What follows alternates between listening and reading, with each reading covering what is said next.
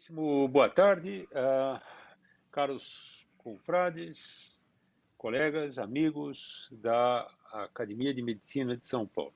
É uma imensa satisfação dar início à programação de tertúlias deste ano de 2021. A Academia de Medicina de São Paulo viu-se o ano passado na contingência de mudar a forma de apresentação de suas tertúlias, que tradicionalmente se faziam junto com o almoço dos acadêmicos e presencial, para a forma virtual. E a partir da metade do ano passado, nós estamos conduzindo estas reuniões desta forma. Nada mais apropriado para dar início a este novo momento do enfrentamento da pandemia Covid-19, agora com a perspectiva das vacinas e com a perspectiva de uma solução que não está ao nosso alcance imediato, mas já é visível no horizonte, nós teremos a gratíssima satisfação de contar com a experiência, com o compartilhamento da experiência do professor Edivaldo Witiama. Edivaldo Witiama é professor titular da disciplina de Cirurgia Geral e do Trauma do Departamento de Cirurgia da Faculdade de Medicina da Universidade de São Paulo. É diretor técnico de saúde da Divisão Clínica Cirúrgica 3 do Hospital das Clínicas, desta prestigiosa instituição, da Faculdade de Medicina da Universidade de São Paulo, é vice-presidente do Colégio Brasileiro de Cirurgiões, fellow do American College of Surgeons dos Estados Unidos. Eu passo imediatamente a palavra ao nosso caro professor Dr. Edivaldo Witiama. Edivaldo, com você. Obrigado, Luiz. Eu vou dividir aqui, compartilhar a minha tela.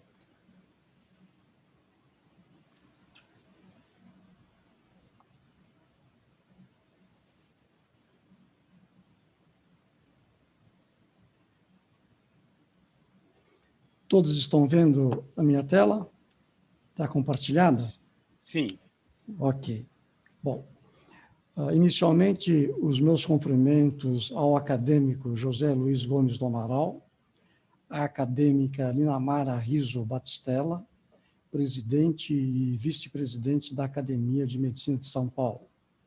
Os meus cumprimentos também ao acadêmico Paulo Manuel Pego Fernandes, secretário-geral da Academia, e foi quem me comunicou e contatou com a minha pessoa para realizar este convite.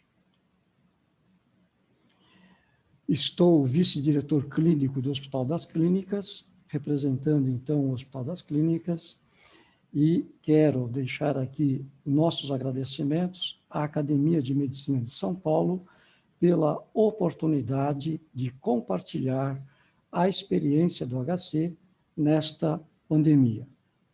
Pandemia esta de uma emergência sanitária jamais vistas nos 76 anos de existência do Hospital das Clínicas. Esta pandemia, ela tem o seu início na segunda quinzena de dezembro, na cidade de Wuhan, na província de Hubei, na China. Entre o dia 12 e 29 de dezembro, o Hospital Municipal de Wuhan tinha internado 44 doentes com um quadro de pneumonia, 11 deles com a síndrome respiratória aguda grave. O Dr. Li Wenliang, um oftalmologista que trabalha nesse hospital municipal, no seu WeChat, no dia 30 de 12, ele comunicou que 7 dos 11 doentes tinham estado no mercado municipal desta cidade e que as imagens tomográficas tinham características específicas nos campos pulmonares. E, além disso, os exames mostravam que se tratavam de uma infecção por um coronavírus. No dia 31 de dezembro, a Comissão Municipal de Saúde de Wuhan faz um comunicado, então, à Organização Mundial de Saúde sobre a existência desta doença. Aqui no Brasil, o Estado de São Paulo, no dia 23 de janeiro, tem na sua primeira página esta manchete, chamando a atenção pelos que 5 países já haviam detectados o coronavírus e que a cidade de Taiwan já começava a tomar medidas de proteção no sentido de evitar a disseminação desta doença. Nessa data, havia 540 casos relatados na cidade de Wuhan, na China, com 17 óbitos. Um caso na Coreia do Sul, um caso no Japão, um caso em Taiwan e um caso na Tailândia, e também um caso confirmado em Washington. Havia casos suspeitos no México, em Bogotá, na Colômbia, e em Belo Horizonte, no Brasil. O caso de Belo Horizonte foi descartado porque tratava-se de uma viajante que vinha da cidade de Xangai, que até o momento não havia registrado nenhum caso de Covid-19. Diante desta situação, o Hospital das Clínicas resolveu ativar o seu comitê de crise. O comitê de crise é um comitê que acompanha e estabelece todo o seu planejamento baseado no protocolo HICS, o Hospital Incident Command System. Nós adotamos esses protocolos desde 2013, adquirindo, então, uma experiência, iniciando-se com atendimento de 16 bombeiros vítimas do incêndio do Memorial da América Latina. Servimos também como retaguarda da Copa do Mundo e das Olimpíadas. Em 2018, atendemos 135 casos suspeitos de febre amarela. Em 2018, também atendemos 34 bombeiros com intoxicação por sulfeto de alumínio. E em 2019, fizemos atendimento às vítimas do ataque da escola em Suzano. Tá? Em 22 de janeiro, havia 540 casos e 17 óbitos. Em 29 de janeiro, portanto, uma semana depois, esse número já havia subido para 6.000, com 132 óbitos. Então, foi muito justificado o acionamento do comitê de crise. O comitê de crise é composto por gestoras médicas especialistas em crise. A doutora Beatriz Peronti, a doutora Leila Letaif, a doutora Ana Moraes e Amanda Montal. Junto a essas gestoras, juntamos 3 professores titulares, professora Luísa Segurato, presidente do Conselho Diretor do Instituto Central, eu e a professora Heloísa Bonfá, diretora clínica do Hospital das Clínicas. O acionamento do comitê de crise é de extrema importância, porque desde o início passamos a monitorar e iniciar a preparação, tá, para o enfrentamento da Covid-19. E contamos também com toda uma cooperação multidisciplinar. A Organização Mundial de Saúde, no dia 30 de janeiro, decreta o estado de emergência em saúde pública de importância internacional. E 11 de março de 2020, a Organização Mundial de Saúde decreta que a Covid-19 é caracterizada como uma pandemia. Nesta data, havia 118 mil casos, com 4.200 mortes, e já atingia 114 países. O primeiro planejamento do comitê de crise foi estabelecer determinada área nos 8 institutos que compõem o Complexo HC, somando 2.400 leitos. Então, o Instituto de Psiquiatria teria sua área, o INCOR teria sua área, o ICESP, o Instituto da Criança, o Instituto de Reabilitação, Ortopedia e o Instituto Central. Então, este foi o planejamento inicial. Entretanto, devido à alta transmissibilidade e devido à alta taxa de ocupação de leitos de UTI, houve a necessidade de realizar a mudança nesse planejamento. Então, decidiu-se transformar o Instituto Central do Hospital das Clínicas num instituto de atendimento exclusivo para a Covid-19. Os outros institutos dariam continuidade ao atendimento dos doentes não Covid. Tá? Então, o Instituto Central passaria a ser a área de alta exposição e os outros institutos passariam a ser institutos de baixa exposição. Também, de início, nós ofereceríamos à população de São Paulo 100 leitos de unidade de terapia intensiva e 700 leitos de unidades de internação. Essa notícia foi dada no dia 22 de março, num domingo à tarde, quando o governador João Dória esteve no 11º andar, passando visita nas novas UTIs. Então, ele aproveitou essa oportunidade e deu a notícia de que o Instituto Central seria um instituto exclusivo para o atendimento da Covid-19. Esse diapositivo, nesse organograma, mostra, de uma forma bastante resumida, como se dá a governança corporativa do Hospital das Clínicas. Tá?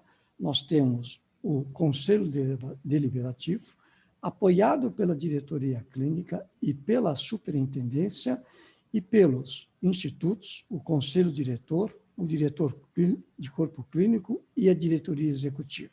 Tá? Normalmente, a estrutura organizacional do HC é desta forma. Mas, quando o Comitê de Crise para a Covid-19 inicia e começa a comandar as ações para o combate da Covid-19, nós temos que fazer uma mudança. Tá? Então, a diretoria clínica e a superintendência, já fazendo parte do Comitê de Crise, com uma relação bastante estreita com o Conselho Deliberativo, estabelece as normas e as distribui para os seus institutos. Quero destacar aqui o importante papel desempenhado pelo professor Tarcísio de Barros Filho, diretor da Faculdade de Medicina e também presidente do Conselho Deliberativo. Não fosse o seu apoio, a sua capacidade de liderança entre os professores titulares, o seu fácil acesso, o seu contato com os órgãos governamentais, tá? O Comitê de Crise não teria conseguido executar todo o seu planejamento. Iniciamos, então, a mega operação. A primeira fase delas foi a mobilização. Neste momento, havia internado no Instituto Central 460 pacientes internados, dentre eles 84 em terapia intensiva. Parte deles receberam alta, entretanto, 250 pacientes tiveram que ser transferidos para os outros institutos num prazo de 12 dias. O Hospital Universitário recebeu os doentes da otorrino, oftalmo, obstetrícia, berçário. O Instituto de Ortopedia, doentes da geriatria, reumato, cirurgia plástica, dermato, clínica médica, infectologia e neurologia. O Instituto do Coração, doentes da nefrologia, da cirurgia vascular, da cirurgia geral e trauma, cirurgia do tórax, transplante hepático, transplante renal, da gastroenterologia. O IPQ, doentes da neurocirurgia, o ICESP, doentes da hematologia, ITMO, endócrino, cirurgia do aparelho digestivo, cirurgia da cabeça e pescoço, urologia, ginecologia. E o Instituto da Criança, doentes da neurologia infantil e urologia pediátrica. Os serviços de emergências para o atendimento não Covid, doentes com emergências de otorrino, oftalmo e obstetrícia foram atendidos no Hospital Universitário, também acompanhados no Instituto Central, no prédio dos ambulatórios. As emergências da neurocirurgia, cirurgia vascular, cirurgia geral, clínica médica e neurologia foram ser atendidos no pronto-socorro do INCOR. O pronto-socorro do INCOR, que é um pronto-socorro especializado em emergências cardiopneumológicas, foi transformado num serviço de emergência geral. O ICESP atendeu as emergências na área da urologia e ginecologia. E a emergência do CHC atendeu os doentes com Covid-19 de todas as especialidades médicas. No início, nós esperávamos que 100 leitos de UTI fosse suprir as necessidades da população paulista. Entretanto, logo nos primeiros dias, nós verificamos que 60% das internações necessitavam de terapia intensiva.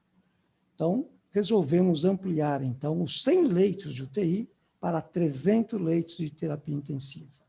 Para isso, uma segunda mega operação foi montada. Tivemos que transformar 34 salas cirúrgicas em 76 leitos de UTI. Nesta fotografia, observamos a sala operatória no bloco 4, onde é realizado o transplante hepático, e esta sala foi transformada em 4 leitos de terapia intensiva.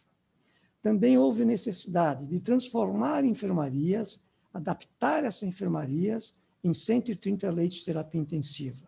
Então, houve a necessidade da instalação de câmeras para captar imagens do leito e de monitores, e que essas imagens fossem enviadas para o posto de enfermagem e, assim, os doentes internados em terapia intensiva nessas enfermarias pudessem ter o seu acompanhamento feito de forma adequada.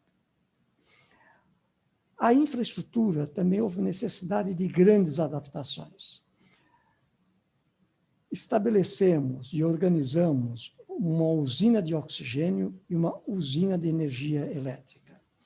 Houve um aumento de 105% no fornecimento de oxigênio e um aumento de 100% no fornecimento de energia elétrica.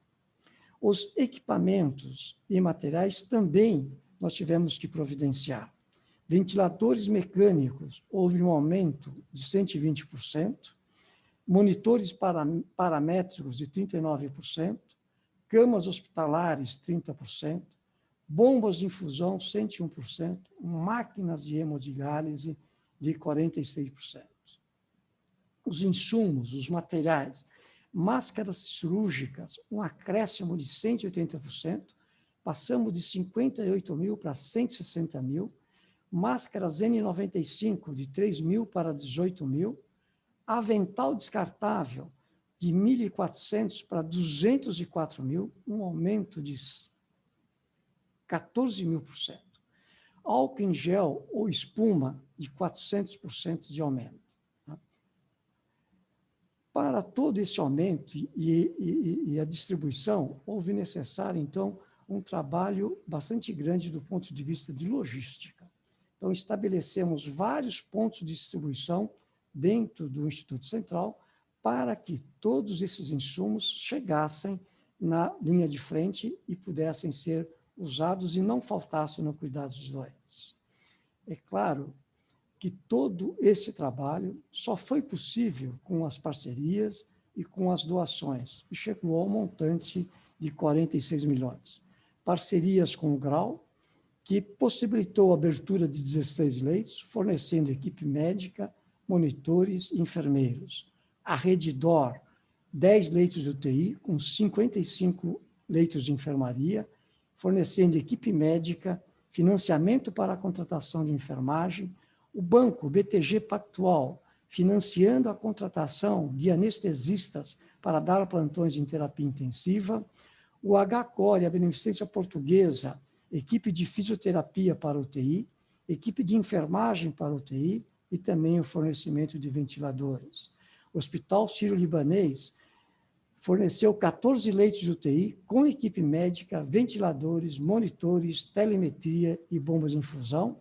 O Hospital Albert Einstein, enfermagem para diálise, e a ACD, equipes de fisiatras e fisioterapeutas de enfermagem para ajudar na reabilitação desses doentes. A nossa equipe de saúde. ela foi montada através do recrutamento e através de novas contratações. Este recrutamento foi baseado na lei, no decreto de emergência sanitária de interesse nacional. Esta equipe foi dividida para atendimento do Covid-19, principalmente os colaboradores que não tinham fatores de riscos, tá? E os colaboradores com fatores de riscos ou com maiores de 60 anos foram trabalhar nos institutos para o atendimento de doentes não Covid. E, no início, não houve a permissão de transição de colaboradores da área Covid para a área não Covid. A equipe de saúde também foi preparada com vários times de suporte. Então, o time de resposta rápida para intubação com anestesista, porque os doentes internavam na enfermaria e, repentinamente, eles pioraram a sua situação respiratória e necessitavam de intubação. Devido à contaminação, à aerolização no momento da intubação, nós montamos, então, esse time de resposta rápida, constituído pelos anestesistas, para que a intubação fosse feita de forma segura, tanto para o doente quanto para o profissional de saúde. A equipe de transporte de doentes críticos, tá? Time de passagem de catéter para evitar a realização dos efeitos adversos do pneumotórax, equipe de traqueostomia, time de diálise, time de paliativos e time de pronação, tudo isso voltado para que a gente desse a melhor assistência possível para esses doentes graves com Covid-19. O treinamento da equipe profissional pode ser realizado presencial e online. A Escola de Educação Permanente do HC disponibilizou na sua plataforma online vários tutoriais no sentido do cuidado para o atendimento do doente com Covid, desde protocolos de assistência ventilatórias até tutoriais de lavagem das mãos, paramentação, desparamentação, intubação, protocolos de ventilação mecânicas e demais cuidados assistenciais. No treinamento presencial, contamos com a colaboração do Hospital Sírio-Libanês e do Hospital Albert Einstein, tá? No treinamento a todos os colaboradores para o atendimento. Aqui é um exemplo de uns horários destinados a esse atendimento. Por exemplo, nesse dia era um fluxo de atendimento de doentes, demonstração prática de paramentação e de desparamentação, e às 11h30, uma oficina de via aérea com um time de resposta rápida. Também nos preocupamos com o cuidado psicológico dos nossos colaboradores, tá? Graças ao trabalho e sob a liderança do professor Eurípides Constantino Miguel, da psiquiatria do Hospital das Clínicas, ele estabeleceu uma plataforma do Com Você, onde permitia a assistência à distância, a assistência presencial aos nossos colaboradores e também 2 linhas diretas para todos os colaboradores que sentiam a necessidade de um apoio psicológico. Também fizemos o centro de atendimento ao colaborador, então todo colaborador que apresentasse sintomas gripais era encaminhado a esse centro de atendimento, eram colhidos os exames e orientado, e todo o cuidado era prestado aos colaboradores que ficaram expostos ao Covid-19. Até janeiro de 2021, nós tivemos 3.267 colaboradores acometidos pela doença. Quero também chamar a atenção para, dentro da equipe de saúde, o Instituto de Medicina Física de Reabilitação, liderada pela professora Linamara Batistella, que, após os doentes ficarem durante 30 a 40 dias internados em terapia intensiva, em condições de sair do hospital, mas eles ainda necessitavam de cuidados, ele ia para o Instituto de Reabilitação, aonde fazia a sua recuperação. Esses doentes, depois desse longo tempo, saíam com sequelas neurológicas, sequelas musculares e sequelas até de capacitação e de concentração.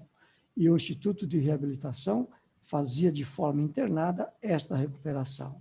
quero relatar aqui que a professora Linamara dizia o seguinte, que o Instituto Central luta para devolver a vida dos doentes e a reabilitação luta pelo conviver do doente na sociedade.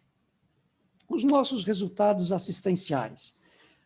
Os doentes de UTI, internados na UTI, a nossa UTI teve uma taxa de ocupação maior do que 85%, 80% deles eram entubados, 30% necessitavam de diálise e 30% necessitavam de pronação. Tá?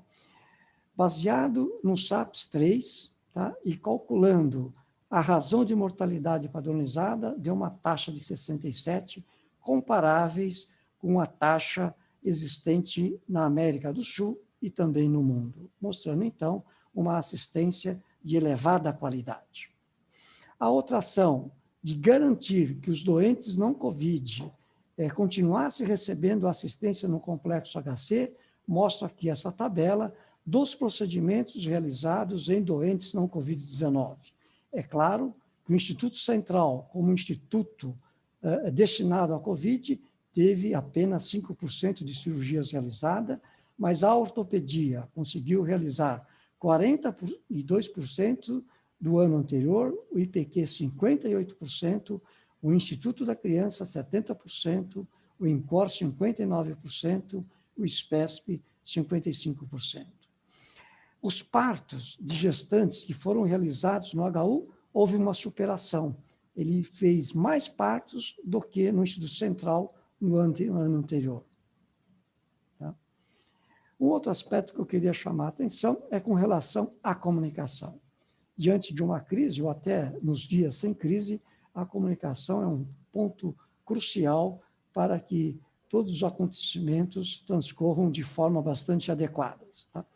A comunicação interna do comitê de crise era realizada diariamente em 2 reuniões. A primeira reunião, às 8 horas, nós nos reuníamos na frente do Instituto Central, onde era feito o briefing, descrevendo todas as tarefas que deveriam e todos os deveres que deviam acontecer durante esse dia.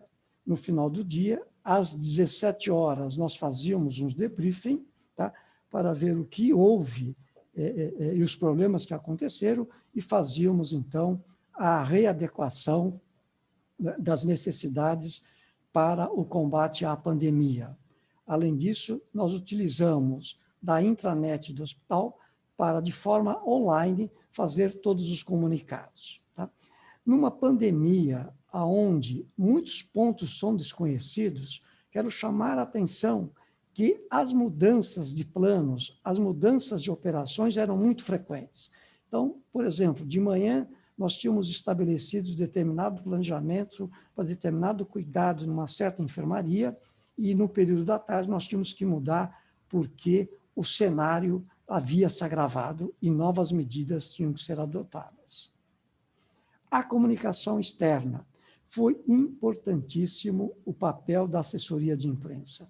Uma assessoria de imprensa bastante ativa, que ficava atenta a todos os meios de comunicação externa, seja na mídia impressa, seja nas redes sociais, na rede televisiva e seja nos jornais. Tá? Essa assessoria de imprensa, sempre em contato com todos os meios, procurando ver e esclarecer as notícias que iriam ao ar. E nos disponibilizava essas informações para que prontamente o comitê de crise prestasse esclarecimentos para que isso não houvesse propagações enganosas ou propagações distorcidas do que estava acontecendo com o Instituto Central. Continua sendo um grande desafio a comunicação. A dificuldade da comunicação para que chegue isso na linha de frente, a dificuldade na comunicação com os colaboradores, os assistentes e os próprios residentes para que se engajassem nesse projeto para o enfrentamento da pandemia. Também tivemos que responder a várias liminares solicitando o afastamento do trabalho e também uma grande preocupação com as fake news que surgiam nas redes sociais. A tecnologia também foi outro ponto bastante importante do HC no enfrentamento dessa pandemia. O Inova HC, dirigido pelo professor Giovanni Scherri, pelo professor Fábio Jatene e o professor Carlos Carvalho, também deram a sua grande contribuição nessa pandemia. O Inova HC desenvolveu plataformas como a Viral Cure, que permitiu uma doação de pessoas físicas e de empresas para que nos ajudasse nessas operações para a pandemia. Também o Instituto de Radiologia desenvolveu uma plataforma chamada Radvive 19. É uma plataforma que se utiliza de uma inteligência artificial para que, através de imagens de tomografia, se faça um diagnóstico precoce e rápido da doença de Covid-19.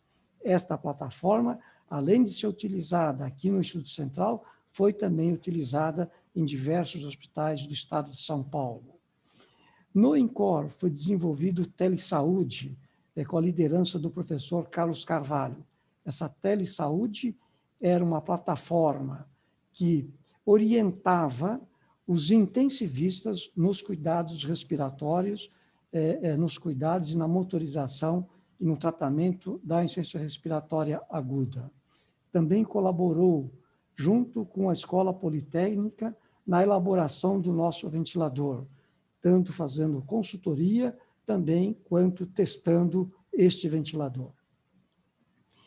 No time de pronação, a cirurgia plástica, liderada pelo professor Rolfiger Pelle, elaborou, então, esponjas protetoras nos doentes que necessitavam de pronação, porque nesta pronação eles desenvolviam úlceras de pressão na face, na região anterior de tórax, nos joelhos, na coxa. E o desenvolvimento, junto com o Inova HC, junto com a empresa FOM, dessas almofadas, permitiu uma redução em 48% no desenvolvimento de úlceras de pressão nesses doentes. Nós recebemos doações de tablets e de celulares. Aí contamos com a colaboração do Laboratório de Biomecânica do Instituto de Ortopedia para que colocasse esses tablets num pedestal com rodia e que ele pudesse ser conduzido até a enfermaria e, através disso, permitiu que nós fizéssemos as televisitas e que também fizéssemos a telealta, aproximando, então, os familiares dos doentes internados, aprimorando, então, a nossa humanização durante essa pandemia. Porque, como todos vocês sabem, o doente internado com Covid-19, todo o hospital não permitiu e proibiu a visita e o acompanhamento dos familiares desses doentes. Outro ponto que eu quero dar destaque é a pesquisa. A professora Ana Cláudia Latronico e a professora Rossana Pulcinelli, que coordenam e preside a comissão de pesquisa, fizeram um trabalho fantástico durante a pandemia, elaborando e organizando todas as pesquisas. O professor Esper Calas é quem coordenou o trabalho da pesquisa Coronavac, da vacina Coronavac. O professor Jorge Elias Calil, que está desenvolvendo no Instituto do Coração também uma nova vacina que possa ser administrada via um spray nasal. O professor Geraldo Bussato Filho, superintendente dos LINS, está organizando todo o banco de dados e toda uma coorte dos pacientes que ficaram internados. A professora Esther Sabino, do Instituto de Medicina Tropical, foi quem primeiro sequenciou o vírus aqui no Brasil e também está estudando as suas mutações e as suas repercussões. Se nós entrarmos no PubMed, nós temos aqui até janeiro 36 publicações originadas aqui no HC em revistas indexadas. Nós temos 32 estudos aprovados no CONEP, 88 estudos apoiados pela FAPESP, 5 pelo CNPq e 3 pela CAPES. Além disso, nós temos o banco de dados, a coorte de pacientes graves e também um biobanco, todos eles disponibilizados para pesquisas sequenciais. Em setembro, com a diminuição dos casos de Covid, houve a necessidade, então, da desmobilização do comitê de crise e devolvendo, então, a direção e a governanças para os seus respectivos institutos. Tá? Voltamos, então, que cada instituto deveria ter uma área reservada para atender os doentes com Covid-19 e também tivemos que fazer o retreinamento e o redimensionamento de todos os insumos, os equipamentos e materiais para que todos os institutos pudessem continuar dando continuidade ao atendimento dos doentes com Covid-19. Tá? Agora, em janeiro, surgiu, então, a segunda onda. Nós temos aqui a média de internações muito próxima à média móvel de internações no pico do ano passado, que aconteceu em julho. Tá? Então, sem sombra de dúvida, estamos vivendo uma segunda onda. E o Comitê de Crise tem alertado e dando continuidade a fazer o monitoramento dos dados epidemiológicos, acompanhamento, todo o plano de São Paulo, que é feito pelo Comitê de Contingência do Estado de São Paulo, acompanhamento também dos estudos sobre as variantes, tá? E reforçando que devemos manter em pleno funcionamento todas as áreas destinadas ao Covid-19, mantendo o seu RH, mantendo os seus equipamentos e também provendo os suprimentos com os equipamentos de proteção individual, oxigênios e medicamentos. Tá? Uma boa notícia surgiu com a vacinação. Todos nós lembramos que no domingo de janeiro, quando a Anvisa fez aquela reunião ordinária e aprovou o uso emergencial da vacina Coronavac e da vacina de Oxford.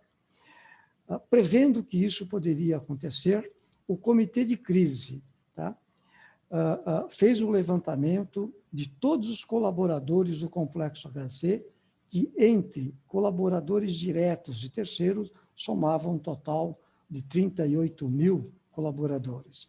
Então, o Comitê de Crise fez um projeto para que todos esses colaboradores fossem vacinados. Tá? Aqui foi previsto que essa vacina aconteceria no Instituto Rebouças, aqui é só um croquis do trabalho que foi feito para que isso acontecesse num prazo de 3 dias. Tá? E isso foi feito e foi, então, dado a primeira dose no mutirão do HC para 22 mil colaboradores. 40% aproximadamente dos colaboradores não puderam ser vacinados por causa da falta de disponibilização da vacina e pelos critérios que nós precisamos adotar para que grande parte da população de São Paulo e outros hospitais e outros profissionais de saúde também pudessem ser atendidos.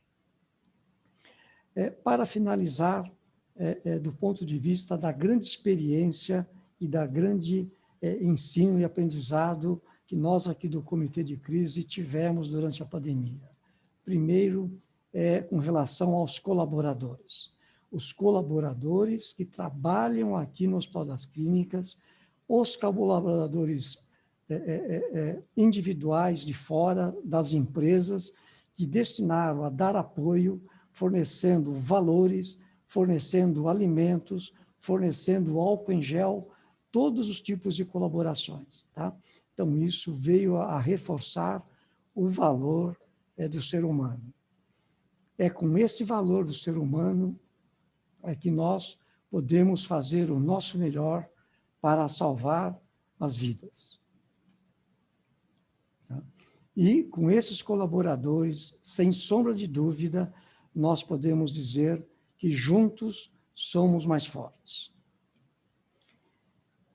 Quero dizer aqui as palavras do Comitê de Crise, que diz o seguinte: como todos nós, você não sabia direito como seria essa luta, mas seja lá o que for que tenha tomado conta dos seus pensamentos e sentimentos, você respondeu o chamado e fez parte da luta como um herói. A Heloísa Bonfá sempre diz o seguinte: se eu tivesse que refazer esse caminho, eu escolheria vocês. Eu acho que esse foi o grande legado, foi o grande aprendizado e a grande experiência do Hospital das Clínicas da Faculdade de Medicina da Universidade de São Paulo. Quero agradecer mais uma vez à Academia de Medicina de São Paulo por esta oportunidade de compartilhar esta experiência com tão excelente sociedade. Muito obrigado, acadêmico José Luiz. Vou parar aqui a minha compartilhamento. Estou aqui à disposição de vocês. Muitíssimo bom. É muito difícil você fazer comentários ou fazer perguntas sem um bom tempo de reflexão após essa magnífica apresentação.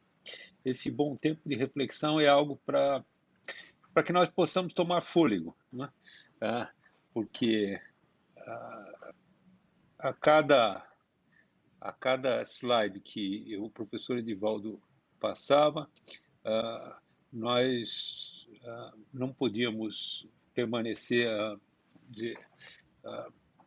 indiferentes. Não, é uma emoção muito grande acompanhar esse resumo apertadíssimo do que foi esse ano de 2020, o que está sendo esse começo de 2021, mas é uma emoção muito positiva, não? De você poder sentir em cada uma dessas iniciativas, em cada um desses momentos, o valor das pessoas ali envolvidas, a capacidade que elas têm de se organizar, de trabalhar em sinergia e de nos transmitir esperança.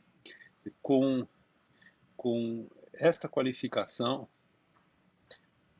seja humana, seja técnica, seja administrativa, nós temos absoluta certeza de que o êxito será alcançado e que nós superaremos este momento e muitos outros momentos certamente difíceis que a nossa sociedade terá pela frente.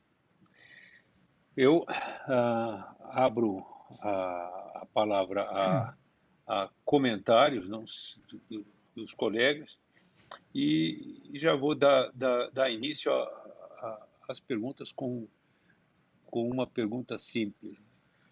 A Heloísa disse que se tivesse a recomeçar esse caminho, gostaria de começar com aqueles que a têm acompanhado. Mas, certamente, nós aprendemos lições muito interessantes sobre isso. Se nós tivéssemos visto o que aconteceu com o Hospital das Clínicas, com relação, por exemplo, ao suprimento de oxigênio, nós teríamos claro que isso teria de ser uma mobilização desta envergadura, teria que ser a mobilização a ser adotada em Manaus, agora no começo desse ano. Certamente, se muitas dessas iniciativas fossem repetidas, e eu acredito que elas podem ser repetidas, nós vamos evitar muitas tragédias como algumas que temos tido a oportunidade de assistir. Mas eu perguntaria para o professor Edivaldo. Professor Edivaldo,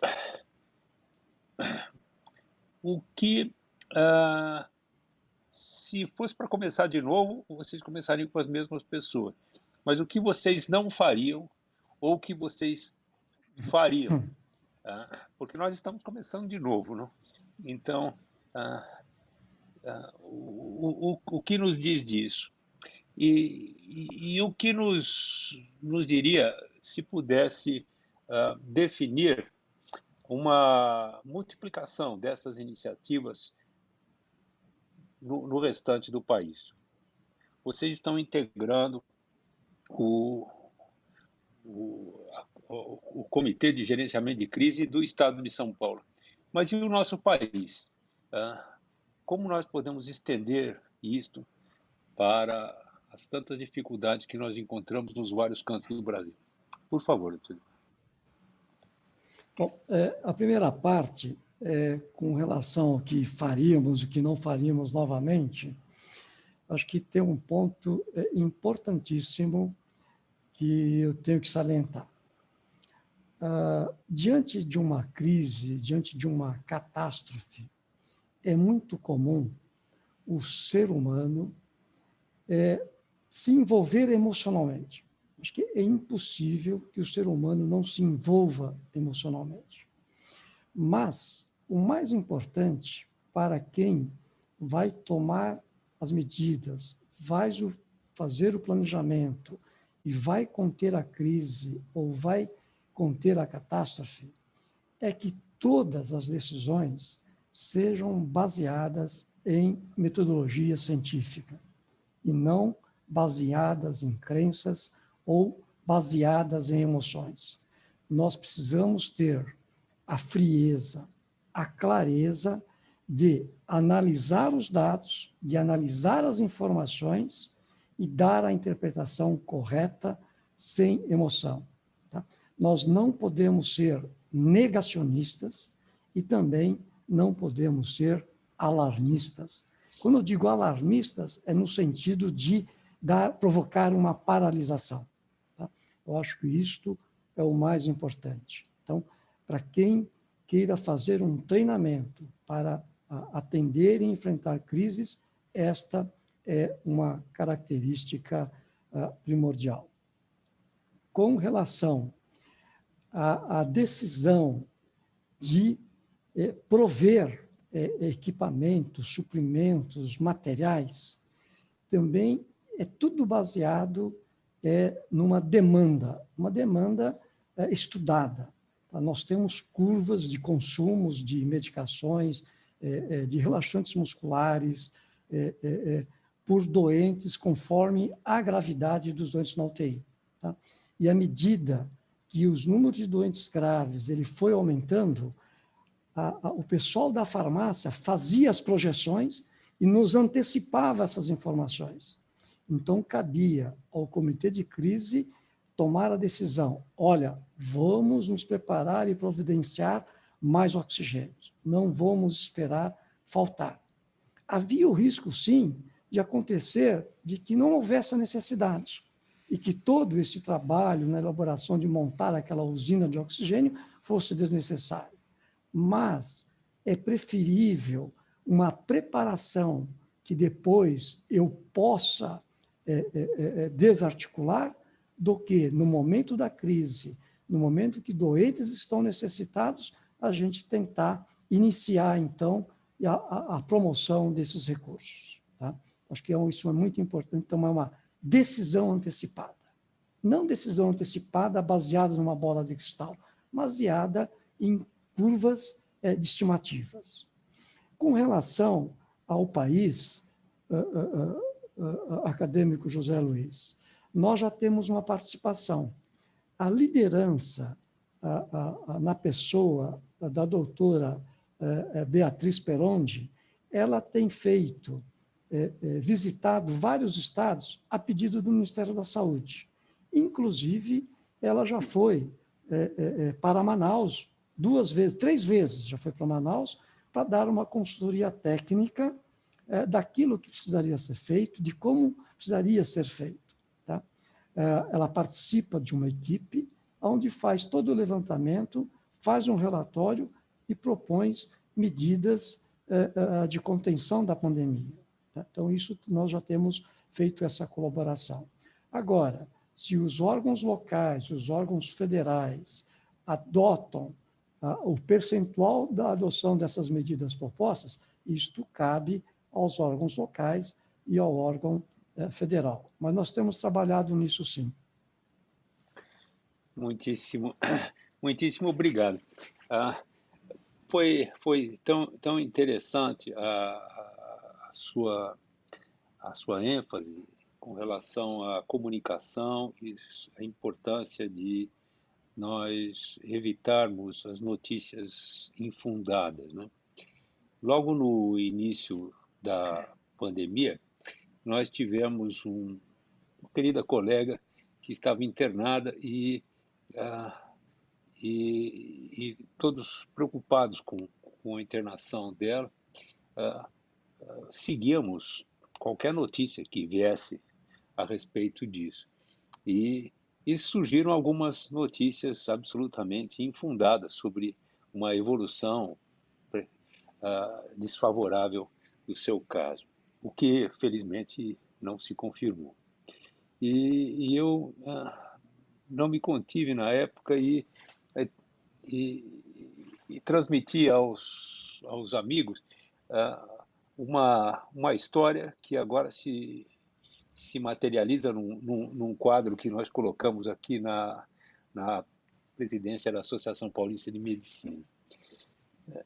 Esse é uma história que talvez valha a pena compartilhar aqui, mas essa história basicamente é a seguinte: num momento como esse, com tanta tensão, com tanta preocupação, com tantas emoções à flor da pele, nós devemos ter um imenso cuidado em tudo que nós dizemos, porque qualquer palavra tem um impacto muito grande.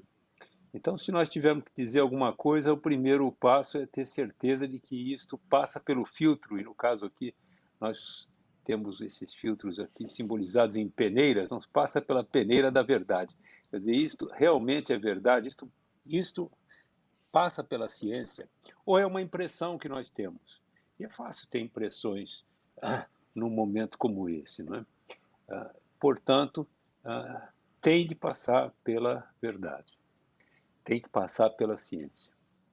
Mas isso também não é suficiente, ele tem que passar, as nossas palavras têm que passar pela segunda peneira, pelo segundo filtro, e esse filtro é o filtro da bondade. Isto vai ser bom, o que nós vamos falar vai ser bom, vai ajudar alguém, vai contribuir para a harmonia entre as pessoas, vai contribuir para a sinergia. O professor Edivaldo deixou tão claro quanto é importante a sinergia e a harmonia entre as pessoas. É emocionante acompanhar esse trabalho aqui realizado. Se o que nós vamos falar não contribui para a harmonia e para a sinergia, por que nós não nos calamos? Seria muito mais produtivo, não é? Mas também ser algo que vá contribuir, não necessariamente isso tem de ser dito, não é? Então vamos ver se isso passa pela terceira peneira. A terceira peneira era: isso precisa ser dito, porque nós temos tanta coisa para fazer que talvez não haja necessidade de acrescentar mais algo ao que está acontecendo. Então, as palavras têm que ser muito medidas, elas têm que ser verdadeiras, elas têm que ser bem intencionadas e elas têm de ser necessárias. Eu acho que ao longo desse tempo nós talvez tenhamos nos perdido um pouco com relação a palavras que não traduziam a realidade, a palavras que não buscavam beneficiar quem quer que fosse e a palavras que eram desnecessárias, afinal. Mas muitíssimo interessante. Disse que o valor de uma sociedade depende dos seus membros, né? Então, o valor de cada um dos colaboradores da instituição, do Complexo do Hospital das Clínicas, já é sobejamente conhecido, no Brasil e fora do Brasil. E, portanto, não havia qualquer dúvida com relação à qualificação de todos que ali estão trabalhando e estavam trabalhando. Mas a capacidade de organização é realmente fabulosa. A capacidade de organização faz com que se leve a, a, a valores exponenciais o peso de cada um dos envolvidos, né? E depois, o resultado, né? O resultado está nas pessoas que foram tratadas, nas pessoas que foram recuperadas, nas pessoas que serão recuperadas. A Dinamarca terá um trabalho imenso na recuperação daqueles que o Complexo Hospital das Clínicas fez sobreviver e, portanto, e nas inúmeras publicações que já foram feitas e que virão à tona num futuro extremamente breve, contribuindo para que nós possamos melhor enfrentar os meses que virão adiante e outros problemas que certamente virão a afligir a humanidade e o nosso país. Olha, estou muitíssimo emocionado, não podíamos ter um melhor momento do que esse. A oportunidade de referenciar todos aqueles que estão trabalhando pela nossa saúde, estão trabalhando pelo nosso futuro. Muitíssimo obrigado, professor.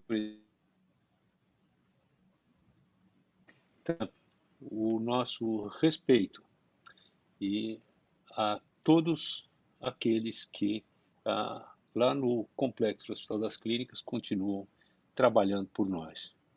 Muitíssimo obrigado mesmo. Os senhores escreveram páginas gloriosas na história do nosso país e na história da humanidade. Eu não sei se é possível alguma intervenção externa. Eu tenho aqui várias manifestações no bate-papo, no chat aqui, de vários acadêmicos, todos cumprimentando e parabenizando o professor Edivaldo, emocionados com esta apresentação. E eu acho que se eu não consigo abrir a palavra a outros, eu retorno a palavra ao professor Edivaldo para suas considerações finais e, mais uma vez, agradecendo a sua valiosíssima contribuição. Esta apresentação, essa tertúlia fica gravada na página da Academia de Medicina de São Paulo e certamente será objeto de incontáveis consultas. Muitíssimo obrigado. Professor Edivaldo. Em primeiro lugar, eu quero estender todas as palavras direcionadas ao hospital, a todos os colaboradores.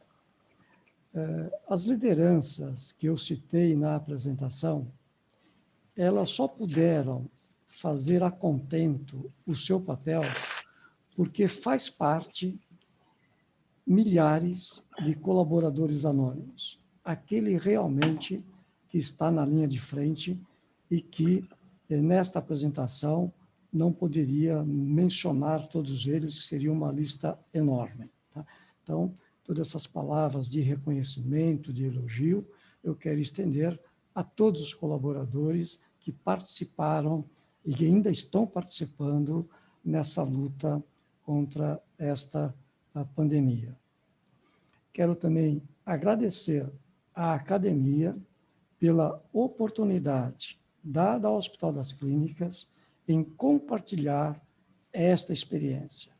Nós estamos aqui de portas abertas para ouvirmos comentários, sugestões, inclusive para trocas de experiências, porque nós acreditamos que desta forma é que podemos construir um mundo melhor. Muito obrigado. Muitíssimo obrigado a todos. Temos ainda a oportunidade de convidá-los para segunda, quarta-feira de todos os meses, acompanhar a programação das tertúlias da Academia de Medicina de São Paulo. Aos confrades, aos colegas e aos amigos, muitíssimo boa tarde e até muito breve. Forte abraço, Edivaldo.